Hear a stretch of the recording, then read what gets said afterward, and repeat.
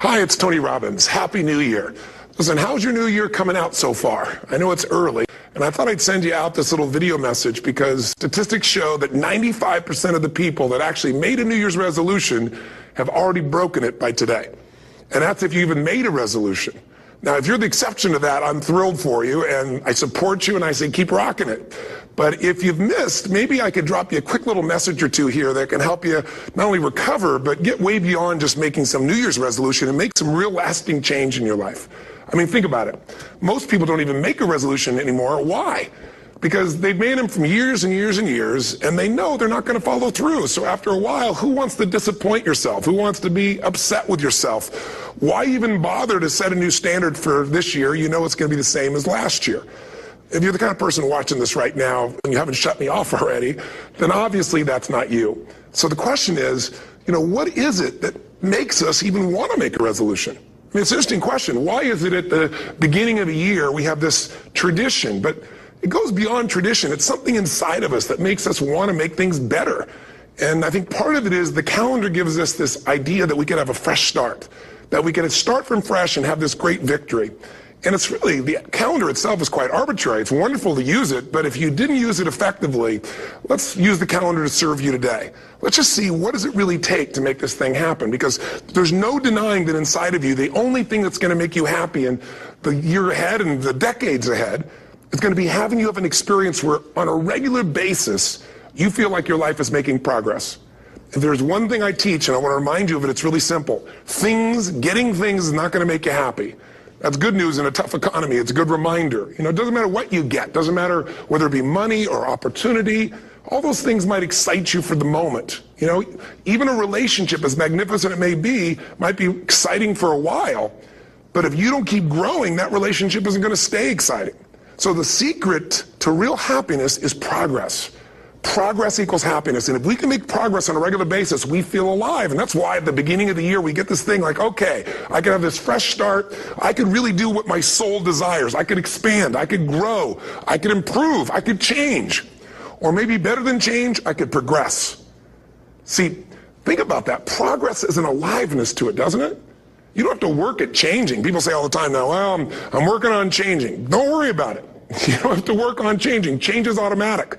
Your body's going to change whether you want it or not as the years go by. And no matter how hard you work, there's going to be some changes going on there. The economy is going to change no matter what you want it to do. The weather is going to change. Relationships are going to change. Everything in life is always changing. We don't have to work on change. Change is automatic, but progress is not. So if you want to make real progress, then you really got to look at your life in a different way. You got to say, I got to take control of this process and not just hope it's going to work out like people do who make a resolution. Because really, isn't that what they're really doing at the beginning of the year? They're saying, well, here's my resolutions for the year, and they really basically tell you their wishes. It's their wish list. It's what they hope it all comes together. And then they call it a resolution, but they don't know what a resolution is. When you resolve something, to have a resolution is to resolve it. When you've resolved, this is how it's going to be, that's when you cut off any possibility except the thing you've committed to. It's like the old adage, if you want to take the island, you burn the boats. Because when you burn those boats, there's no going back. You're going to find a way to make things work. And most people, they're stating what they hope will come together, and if it doesn't happen, then they're disappointed, but they're not too disappointed because they're not too vested. What does it take to successfully create a lasting change in your life? To not only have a New Year's resolution you follow through on, but really have a lasting change? Well, the first step for lasting change is very much like making a New Year's resolution. Fundamentally, it's the same. The first step is you got to have a vision for what it is you really, truly want. Not what you think you want or what you should have. I mean, what are most people's New Year's resolutions? I'm going to stop eating sugar. I'm going to stop smoking. I'm going to lose 10 pounds. The problem with that is it's not very inspiring for most people. It's not telling you what you're going to get. It's only what you're not going to do. And it's kind of hard to have you move forward with that. A vision is about what you're here to create. A vision that really works is one that excites you. If you say, well, my resolution, my goal, my outcome for this month, this week, this year is to lose X number of pounds, that's okay, but it's not very compelling. It has to be a compelling vision. It's got to have something that has the power to pull you, not something you have to push yourself to do. Those are two different kinds of motivation. Push requires willpower, and willpower never lasts. What will last is pull. Having something so exciting, so attractive, so something you desire so much that you have a hard time going to sleep at night and you get so up early in the morning to rock it and take it to the next level. That's what you're looking to create. And that isn't easy to get. But one of the reasons we do seminars and events and we say, why do that? Why not just read a book or something? Is because when you get in an environment where you're with people that are being put in a peak state, like when you're going to a sporting event, if you watch a sporting event at home, it might have a certain level of excitement. But when you're in a stadium with 50,000 people, suddenly it has a whole different level of intensity. And we feel that. And the bottom line of our follow-through comes down to our emotional intensity. In a different state of mind, you're going to come up with a much better and a more exciting vision than if you're sitting on the couch going, okay, what are my new resolutions for this year? And you're doing it the morning after the new year has started and you're a little inebriated and the football game's on in the background. Probably not going to have the power of focus there. Probably not going to have the power of the energy to create something that's going to pull you for this year. And you got to do that. So it's got to be a vision that's compelling. Something that it's going to be a gift to make sure that it happens. And also, along with that compelling vision, you got to have strong enough reasons that you're going to follow through when the going gets tough. That's one of the biggest things missing for most people. They say, this is what I want to do. It's not very exciting. It's not very compelling. But most importantly, they don't have strong enough reasons to push themselves through what's going to be necessary to get that dream, to get that goal, when the inevitable challenges come up, when you're starving, hungry, and you're trying to go on a diet, right? When you got no time and you're stressed out and you haven't worked out still, and that's what you're supposed to do. When the economy gets tight and what you thought you're going to do doesn't work, and so you give up on the goal instead of finding another way to get there. You don't let the fear take you over if you've got strong enough reasons. Those reasons can be positive, or those reasons can also be negative. They can be, if I don't do this, this is going to cost me. And if I do this, this is what I'm going to gain in my life. Reasons come first, answers come second. If you get a compelling vision and you got strong enough reasons that will push you through the tough times, you're going to do things other people don't do. Instead of collapsing, even if you get off target, you won't go, oh, I blew it. You'll get right back on target, make the change, make things happen. And I know you've done this in many areas of your life. Just think about it again. I'm not teaching you something really new here today. I just want to remind you of what your soul knows. You got to change, you got to improve, and you got to go through a simple process fundamentally to make that progress. First step, vision that's compelling. Second step, make sure that there's strong enough reasons to follow through. Third step, you got to review it and feel it every day. I mean, anything. Have you ever had this happen in your life? Has there been anything in your life that you've ever wanted so badly? You were so desirous of it. You had such a hunger for it that you couldn't stop thinking about it. Could have been a career move, could have been when you were a kid, a car, it could have been a relationship, it could have been anything, but you were obsessed. You wanted to make this happen. You wanted to attract this to your life. You just wanted something. And you didn't even know how to get it. But it was so compelling to you. You kept thinking about it every day, envisioning it, imagining it, feeling it. And then stuff happened. And suddenly you started to attract people or situations to your life, and it just came together. Like, you didn't even have a total plan. It was just that it was so a part of your focus with so much intensity and emotion so often that it sensitized you to notice anything that could get you there. There's a part of your brain called the reticular activating system. For short, we call it the RAS. That part of your brain determines what you notice in the world. And it's really important because when you set a goal, when you get really clear on a vision, and there's strong enough reasons, and you review it enough, and it becomes a part of you, that part of your brain says, anything that relates to this, I need to notice. It's like, did you ever buy a certain kind of car, or maybe a certain outfit, and suddenly you see that car everywhere, or those outfits everywhere? Well, you know, the cars were always around, but why do you see it now? Because your RAS knows this is important, this is part of my world now. Similarly, when you really get clear, and it's compelling, and you're reviewing it every day, got strong reasons, and you're reviewing it every day, and you're feeling it, the brain becomes incredibly acute at noticing anything to get you to move forward. And so that's the power of this. So, you know, what do people do with a New Year's resolution? They come up with something they kind of want. It's not a compelling vision. They don't really have strong enough reasons, and they never review it again until they notice that they broke what they said they really want to make happen, because they didn't really resolve. If you resolve, you got the vision, it's compelling, you review it daily, and you feel it, you envision it, and you experience it. Simple as it sounds. Now, ultimately, what is this really about? Ultimately, if you're going to have lasting change in anything, you're really talking about just raising your standards. I mean, I always tell people, if you want to know how to change your life, I give it to you in 3 words, boring as it sounds: raise your standards. And what does that mean? Corny as it sounds. Raise your standards. Oh, thank you for the breakthrough thought, Tony. I'm glad I wasted my time watching this little email with you. But think about it. Lasting change is different than a goal. You don't always get your goals. but you always get your standards. Maybe it would help you is to think about it this way. I try to explain standards to people with a different set of words. Think of it as everybody in life gets their musts. They don't get their shoulds. Like, think about it. Most people have a list of shoulds, don't they? Don't you have a list of the shoulds, things you should do, you should follow through on? I should lose some weight, I should work out more, I should make more calls, I should respond more rapidly to my email, whatever, you know? I should get into the office earlier, I should be, more confident, whatever your should list is. People love to have their should list be met, but it's kind of like New Year's resolutions. If it does, it's really exciting, but if it doesn't, which is most of the time, it's a little disappointing, but you kind of know it's not going to happen. But when you decide something is a must for you, an absolute must, when you cut off any possible, you say, I'm going to find the way or I'm going to make the way. Human beings, when they resolve things, when they make a real resolution inside themselves, which is they raise the standard and they make it a must, they find the way. Think about it in your own life. Haven't you had some area of your life where you raised your standard and your life has never been the same? Maybe at one time in your life you smoked cigarettes, or you did something and you did it for years and you kept trying to change it and kept telling yourself I should. And then one day something happened. Something just clicked you over. Something took you over that kind of tipping point. And inside yourself you said no more. And it was a very, very different experience, wasn't it? Something inside of you shifted. And what was a should became a must, and you've never gone back. Is there an area like that in your life you can think of? Again, did you ever smoke cigarettes? Did you ever eat a certain way, drink a certain form of alcohol, and then finally say no more, and you just don't go back? And notice this, it doesn't really take any willpower anymore. Because somewhere when we make this click, when we make something a must, we attach ourselves to it. It becomes part of our identity. And one thing I've learned in the last, 33 years of working with people from now over 100 countries, 4 million people, is human beings absolutely follow through on who they believe they are.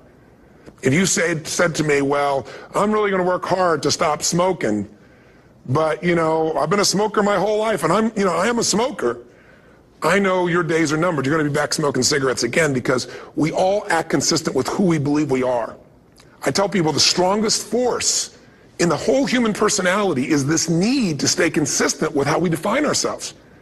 If you define yourself as somebody who is really conservative, you're not going to be crazy and act nuts unless you're really drunk or something, and then you can say it's the alcohol, when it's really just you finally getting permission to be yourself. The alcohol is your excuse.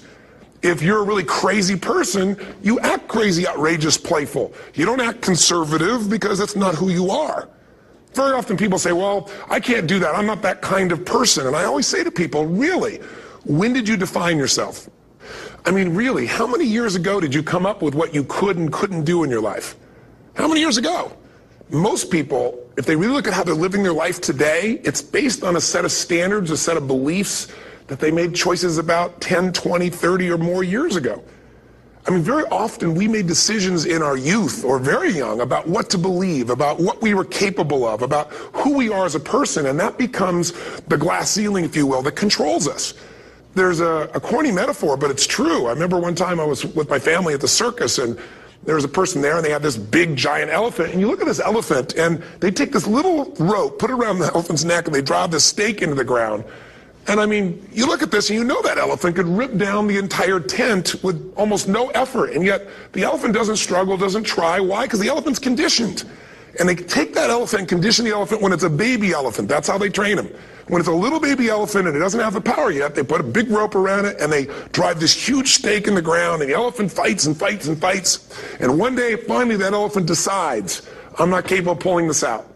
And once that becomes the definition of an identity of anyone, an elephant in this case, they don't even try anymore. It's just who I am, that's how it is, that's just the way it is in my life. I'd like to ask you to take a look at any place you've got a limitation and ask yourself, when did I decide to accept that limitation? And you may not even see it as a limitation. You might see it as just that's who I am.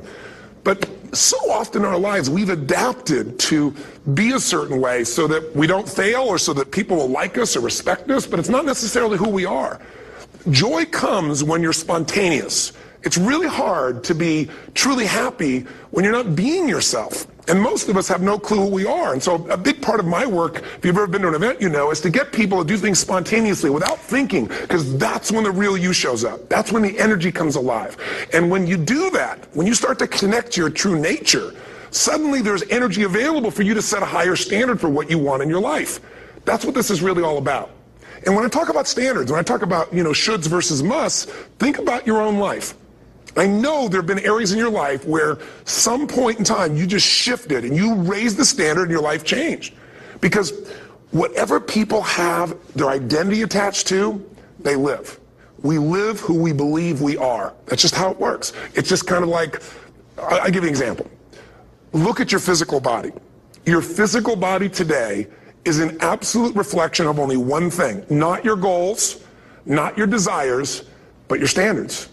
The identity you have for yourself. If your standard is you're an athlete, then there's a certain amount of strength, a muscle tone, and energy that's available in your body on a regular basis because that's who you are. And so you do whatever's necessary to maintain that identity. Again, the strongest force in the human personality is this need to stay consistent with how we define ourselves. Because if you don't know who you are, you wouldn't know how to act. Once you lock in on that identity, your brain finds a way to keep you there. If you say, you know, man, I'm overweight, I've always been overweight, I'm big boned, and that's the story you got, then you're going to always find a way to get back there. That's your settling point. That's your identity. That's where things lock in. If you see somebody who's in really great shape, you ask them, do you work out? You know the answer. Yes. How often? And they'll tell you 3 times, 4 times, 5 times a week, whatever. In a seminar, I'll ask people, who here works out at least 5 days a week? And I'm stand up. And you look around that room, and you know that they work out 5 times a week because you can see their body. You don't just get a result without some kind of action, without some form of ritual. Ritual meaning actions you do consistently. Now, do you think those people that are out there working out 5 days a week, do they have more time than you do? Or I have, or anybody else? Of course not. Is their life less busy? Of course not. It's just a must for them. They must work out that way, and they've made that turn, their life changed. So I'm not saying you have to work out 5 days a week. I'm just saying whatever you really want, wants don't get met consistently. Standards do. Whatever you identify, this is who I am. And so it's not so much about changing your identity as there's expanding it. You know, deciding that, you know, instead of your goal is to lose 10 pounds, which is not compelling, what if your vision was to get back to my fighting weight? You know, this year, this month, this next 90 days, I'm going to transform my body. I'm going to take on a new challenge. I'm going to find some technique or strategy, there's a million of them, that can reframe myself where I want to feel younger, stronger, more vibrant than ever before. Here's my reasons. Because I want the energy to really make my life work. Because it's tough out there, and I want to be stronger than I've ever been before. I want to go in front of the mirror, and if I'm naked, not, you know, want to laugh. I want to look there and take a good look and go, yeah, I'm proud of whatever I see there. Whatever it takes, something's going to make you laugh, smile, something that's going to tease yourself, but something's going to move you to another level. If you identify yourself in a new way and you own that every day, and that becomes the standard of how you live, you'll find the way to make that standard real. Money's the same way. Think about it. It doesn't matter what's happening, quote unquote, in the marketplace. People that make money find a way to make money no matter what, don't they? I mean, most people's standard is to pay their bills. So that's what most people find a way to do, even when economic times get tough. Most people, if that's their absolute standard, they find a way. Some people's standard is pay their bills most of the time. And so most of the time they do. Some people's standard is not just to pay their bills, but to take care of their family and maybe even some of their friends. And they find a way. In fact, you know, some people may be in a family where they don't have enough money. They barely have money to pay their bills. They work their guts out. And then somebody, their mother, their father, somebody else, their sister gets ill, and there's not enough money to take care of it. Nobody else has money in the family. They don't either, but they find a way to get that money to take care of their mother or father, don't they? And pay their bills. They never could do it before. Why? The situation made them raise their own standard. And not everybody does that. Somebody else in the family might have money and still not take care of their mother. It all comes down to the inner game, my friends. Changing your life is a change in the inner game. The outside world you can't control, but you have absolute control over this one if you learn the dynamics of what shapes you. And identity is one of those simple, clear, fundamental basics that if you start to shift it, everything else will shift in your life as well. Some people, by the way, have to have more than enough money to do what they want, when they want, where they want, with whomever they want, contribute the way they want. And if that's their must, they find a way. I know that sounds overly simplistic, but it's true. You know, somebody once said you could take all the money in the world out of the hands of everybody, out of all the wealthy people in the world who are really successful, give it to other people. It wouldn't take too long, those people would have it back in their hands. It's not because they're manipulative, it's because they have a standard. Some are manipulative, don't get me wrong, but they've got a standard of what they're going to find a way to make happen. I'm just simply saying to you, take those 3 magic words and live them. Raise your standard. And if you really want to do it, then I'll tell you the most important secret. Have you ever done this? Have you ever told yourself you're raising your standard? Okay, I'm going to go make this happen. I'm going to go make this much money. I'm going to transform my kids. I'm going to create the ultimate relationship in my life. I'm going to transform my body, whatever it is. And then you don't have strong enough reasons and you don't use it. You don't follow through. It's because you didn't back up your standards with what makes those standards real, and that's rituals. Rituals are where the power is. Whenever we do our Robbins results coaching, and we say Robbins equals results, the way we get results with people, it's the same way if you listen to my Ultimate Edge program, or back in the old days, Personal Power, or if you went to one of my seminars. You know what I do is I take these huge challenges you got, and we break them down into little bite-sized steps. Little things you do each day that after you do them, you get so much momentum that it's easy to succeed. You're not overwhelmed. You have these victory day after day after day on little things. If you went through Ultimate Edge, I'm sure you learned about the hour of power, or the 15 minutes to be able to be fulfilled, or 30 minutes to thrive, where you literally just condition your body and emotion with a couple little rituals. So it doesn't matter what's going on in your world. You feel that strength, and it's not fake. It's not some pump up. It's coming from inside you, and it works. Rituals define us. See, all the results in your life are coming from your rituals. They start with a standard and then have rituals that follow it up. Like, for example, if you are where you want to be physically, you have very different rituals than if you're not where you want to be physically. If you're overweight, you and I both know you got a different ritual than if you're physically fit. Completely different. You get up in the morning, what's the first thing you do if you're fit? Your shoes are there, you roll over, doesn't matter how you feel, you put on your shoes, you lace them, you start walking, or whatever that ritual is. If you're overweight, you roll over and you have a very different ritual. You might roll over several times to turn the alarm clock off. You go in and get your mocha, smocha, whatever, special coffee. You stop by at Starbucks, whatever the case may be. You have your nice sugar muffin. It's supposed to be really nice for you. Whatever you do, it's a different ritual. If you have a great, passionate relationship, you have very different rituals in how you come home than if you have a lousy relationship. When you come home and the first thing you do is you're tweeting somebody, or you're emailing, or flipping on the news, or you don't even come home. What are the rituals? Whenever I study people that are successful, what I look for is what's the standard they hold themselves to, and then what are all those little rituals that add up? Because think about it. Success and failure are not giant events. They don't just show up. You don't just suddenly become successful or suddenly have this cataclysmic event that makes you fail. It may look that way, but failure comes from all the little things. It's failure to make the call. It's failure to check the books. It's failure to say, I'm sorry. It's failure to push yourself to do things physically that you don't want to do. And all those little failures day after day come together until one day some cataclysmic event happens and you blame that. That event happened because you missed all the little stuff. Do you agree with me? And success, by the way, is not some overnight event. It's all these little things. Success is having a vision. Success is making it compelling. Success is really seeing it and feeling it every day with strong enough reasons. Success is feeling the sense that I'm here to grow and I'm here to give something to the world more than just myself. Success is caring about other people. Success is calling and saying, I love you in the middle of the day for no damn reason. Or sending a note. That'll change your relationship. Have a ritual of something funny, playful, or a surprise you do. How many relationships are dead today because they have no surprise rituals anymore? You need to have some rituals, some cool things you do that nobody else does that gives you a better life than anybody else has. All the little stuff. That's where success comes from. In business, it comes from delivering more than anybody could imagine. All those little things add up. People go, wow, that's who I want to do business with. It's true in any area of your life. So if you look at somebody who's really successful and you think, wow, I mean, they're so amazing, they're such a genius, you got to dig underneath and you got to remember something. People are rewarded in public for what they've practiced for years in private. Myself and my business people say, how do you get up and speak and you have no notes and you go for 3 days and nights and the room is like, everybody's wired and it's incredible. It's like a rock concert. How do you do that? How do you have that confidence? Well, it's not confidence, it's experience now. But I did so much behind the scenes and I still do to make things right. I mean, How many people would know that since the time I was 17 years old, before I walk out on stage, still do to this day, wouldn't need to do it, but I still do it, I never walk out there without being in an absolute peak state of mind. You know, there are days my back is hurting, my throat is hurting, or I may have had a challenge, or my father passed away, and I've still got to deliver for these people because my standard is give my all every time. Every event has to be better. Talk to anybody who's been to our events for 5, 10 years, some of our trainers, and I'll say, I don't know how he does it. He always finds a way to make it better. That's not an ego thing. That's a standard in me. I have to find the way.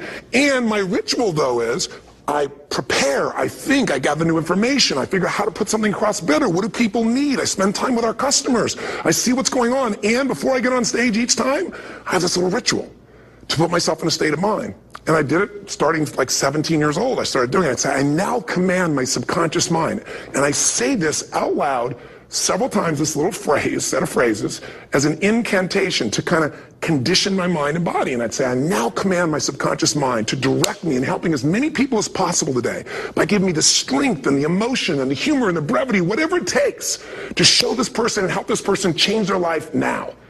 And I started that with a person when I worked with people one-on-one, and I would do that for 45 minutes driving in my Volkswagen to go serve and coach somebody for the first time. Now I don't say that person, I say these people, and I can go out in a room of 10,000 people and deliver for 50 hours, and I do it every time I come back on stage. It's a ritual to go into peak state. Peak states don't just show up, they don't interrupt you. Great ideas don't interrupt you, you gotta pursue them. I talked to Michael Jordan, I'll never forget, at the peak of his career, and got to watch his final game, saw him backstage and spent some time with him, and it was a pretty exciting time. He was the greatest basketball player I think that ever lived and has ever lived. And I asked him, I said, you know, what sets you apart, Michael? You know, what is it? And is it God-given talent, ability, skill? What is it? And he said, Tony, you know, he said, I can shoot you straight, and you know it's not, you know, me trying to act humble. He goes, I have a lot of talent, a lot of God-given talent, a lot of skill. I've worked really hard. But he said, really, it's my standards. He said, every day I demand more from myself than anybody else could humanly expect. I'm not competing with somebody else. I'm competing with what I'm capable of. Magic formula. Because most of us lower our standards. Why? Because who you spend time with, my friends, is who you become. One of the biggest reasons I started going to seminars when I was like 17 is I had nobody around me as a great role model. I could read about somebody, but being around people, being in that environment was very different. Finding a way to go to work with someone who lived that standard of life was very different. You get around people with low standards and you compete with it. You don't need to compete with it. It's like, okay. I mean, remember Jerry Springer? I don't know if he's still in the air, but you know, I remember he used to get people on the show, and I thought, where would he find these people? And why would people watch? I'll tell you why they watch. They watch these people and go, my life's still pretty darn good compared to that person. Look at them. You don't have to change your life. All you have to do is find somebody with a lower standard, and you'll feel good about yourself. But if you feel that good feeling, it's an illusion. The only thing that's going to make you happy, my friend, in this year or any other, is to step up. It's to raise the standard. It's to discover what you're capable of and feel that incredible power of pushing through whatever's holding you back and get to the other side of more of your true self. That's what this game's all about. And look at the best in the world in anything. Tiger Woods, what's his vision? To win golf tournaments? No, to be the best that ever lived. That's his goal. That's his vision. But here's what's interesting. He backs it up with rituals. If you just have a vision and you don't have the rituals, stop lying to yourself. His rituals are, he started doing things nobody did before. He went and started lifting weights. Golfers lifting weights? No way. He went out and he changed his swing when he was the best in the world because he realized in order to be the best that ever lived, he's going to have to change his swing. If you know anything about golf, you don't change your swing when you're the best. And he went and retrained himself because he has different rituals than other golfers. Now many people are modeling his rituals to get better. It's amazing. You know, you look at somebody like Michael Phelps, the 2008 swimmer, won 7, you know, only 2 people, I think, in history, if I remember correctly, that have gotten 7 gold medals in one session. And here's a guy, he's got number 6 under his belt, and he's exhausted, and he's going in for that final swim. I'm sure you remember. And how does the guy win? By 1/100th of a second. Do you think that was some massive skill that got him over the top? Or was it a standard that says, this is who I am? I am the champion. And no one is taking this from me. And somehow in those final milliseconds, 100th of a second, he pushed himself just beyond his competitor. But you know about Michael Phelps? What allowed him to be able to push beyond that moment is his rituals. Go study the guy. Most people who swim have these unbelievable workouts. He does 2 and 3 of those workout sessions a day. All the other swimmers in the beginning thought he was insane. You're going to overtrain, you can't do that, it's not physically possible. But he had a standard and the rituals to back it up. So here's my final message to you, because I've gotten carried away. I thought I was going to send you like a 5-minute message, but as you can see, there's no script here. It's just me going a little crazy with you. But I want to really see you get what you want this year. Don't let this year be like last. And if last year was great, still don't let it be that way. Raise the standard. If your life is perfect and extraordinary, you darn well know you're not going to be happy unless you keep making it better. That's what makes us feel alive. It's not what we get that makes us happy. It's who we become and what we're able to give because we become more. That sense of contribution is what creates the deepest meaning. So here's my assignment for you if you want one. If you want to go from conversation to some action, here's a simple thing to do. What's an area of your life right now that you really want to improve? What's an area that's important to improve? If your body's great, how about your career? If career's great, how about your relationships? Intimate one especially, or your kids, or your relationship with your creator, your spiritual side of your life. Or is it your finances? Figure an area that really matters. Decide on that area. Number one, write down what your life is like in that area right now as specifically as possible. So you might say, well, I'm 13.5 pounds overweight, whatever the weight is, whatever the situation is, or my body fat's like this, or I wake up exhausted in the morning, and you write the truth of where you are right now. So you're real clear. Or I'm not in a relationship. I say I want a relationship, but I'm not in one, and I don't seem to find them. All the good ones seem to be gone is my belief. And I really do want one, but I don't have it. Whatever your definition. Or I'm in a relationship, and God, I wish I wasn't in a relationship. I'm planning my escape. Wherever you are. Or I have a wonderful relationship. We love each other, but there just isn't enough passion. Just write the truth of where you are. The area you want to change, but write how it is. And then the second step is, and this is where you got to be really honest with yourself. What are the rituals that have put me there? Because whatever results you're getting, even if you don't like the results, there's some rituals that are keeping you in that place. There's some rituals of what you eat or don't eat, how you move or don't move, how you sleep or don't sleep. There's some rituals in the lack of variety or spice or energy or focus in an area. There's something you're doing, and it's usually not one thing, it's a bunch of little things that you kind of do consistently whenever you think about getting in a relationship, whenever you think about working out, whenever you think about money. You get yourself in a state of overwhelm. You start thinking about all the things you can't control. Just write down all the rituals you have, and then here's the third step. What do you want? What's your vision? And be really specific. I want to be my fighting weight. I want to be the strongest I've ever felt. I'm going to turn whatever it is, be specific.